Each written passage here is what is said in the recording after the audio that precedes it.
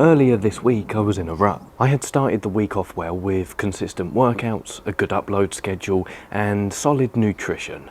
But then I woke up on Tuesday morning and I couldn't be bothered to do anything. I felt completely demotivated and had a complete lack of purpose. So I spent most of the day wallowing in the self-pity of demotivation and watching one too many YouTube videos about anacondas in the Amazon rainforest. And it's got me thinking a lot about commitment.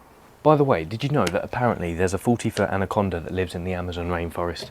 I don't know about you, but I'd rather stay in England, where the biggest threat to my existence is a fox.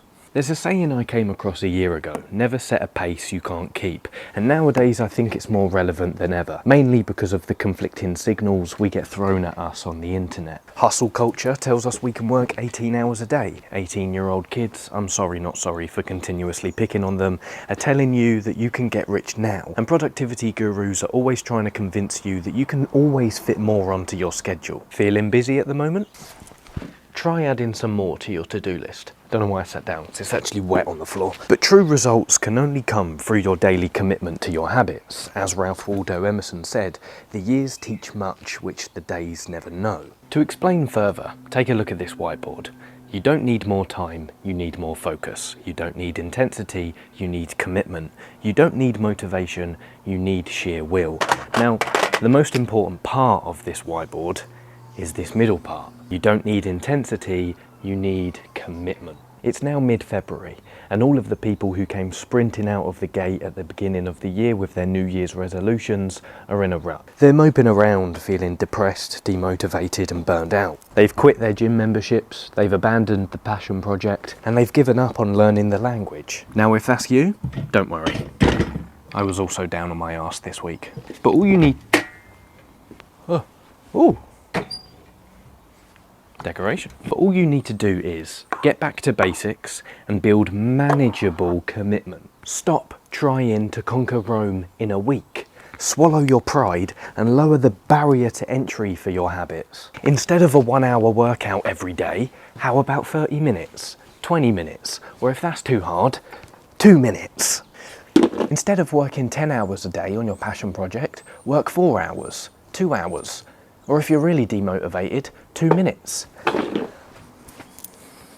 Because it's too far. Because if you stay committed to the workload you can handle, you'll accomplish a lot more within a year, regardless of what hustle culture and random people on the internet tell you. No one has a gun to your head.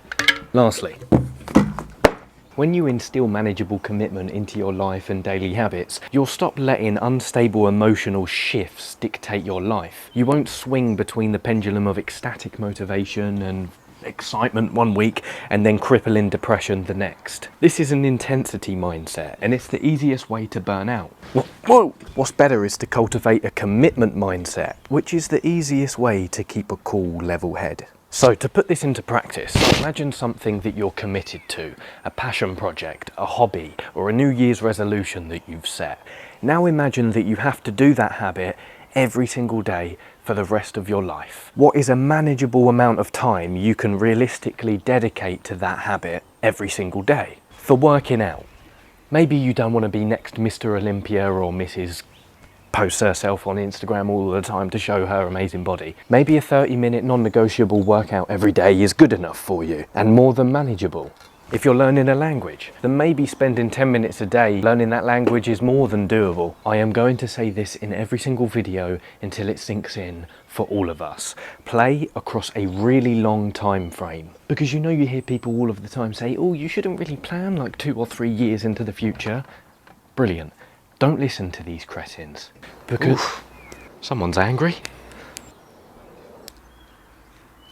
Don't rely on intensity. Rely on commitment, because the consistent plan you follow is much better than the perfect plan you abandon. And remember, never, ever, ever, ever set a pace you can't keep. You, pipe up again and you're out.